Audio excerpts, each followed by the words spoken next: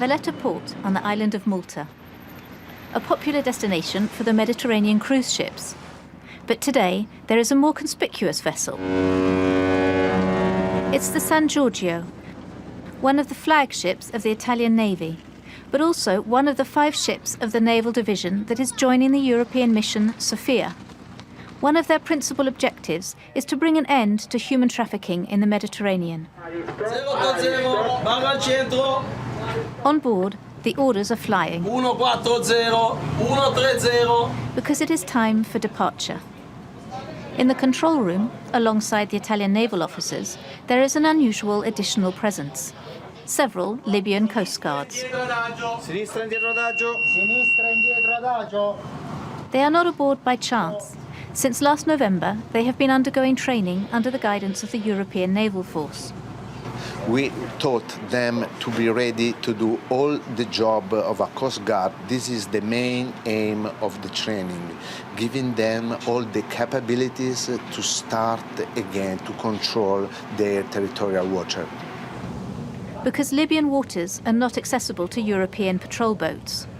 But this is the main departure point in Africa for illegal immigrants heading to Europe. I can take information for another ship. Yes. I bought. We have also the contact radar of all the ship with the speed, with our speed and our 6 knots. Mustafa comes from Tripoli. He joined the Libyan Coast Guards after the fall of Gaddafi's regime in 2011.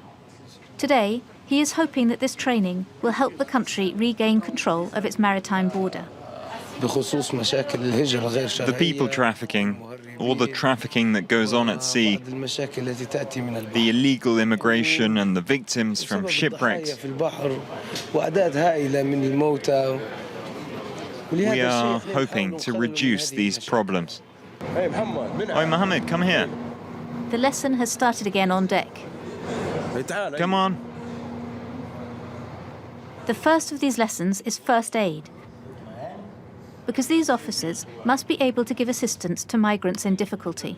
Il massaggio cardiaco serve per la prevenzione dei danni anostici cerebrali. Actions that they must put into practice in the case of shipwrecks in Libyan waters, an occurrence that some of them have already experienced. All these officers have been selected from the government of national accord of Fayez al-Sarraj.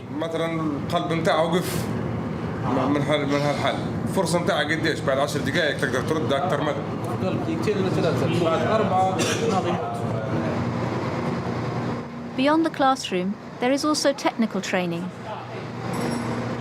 Today, these 2 Libyan officers are practicing on a ship's motor. The objective, to know in detail each part of the motor. In a little while, they will be alone at sea and must be ready to deal with any eventuality. They're in the process of dismantling the motor. We teach them to look at all the different components and understand how they work. Understand how it operates, but also patrol at sea and carry out controls of suspect activity off the coast.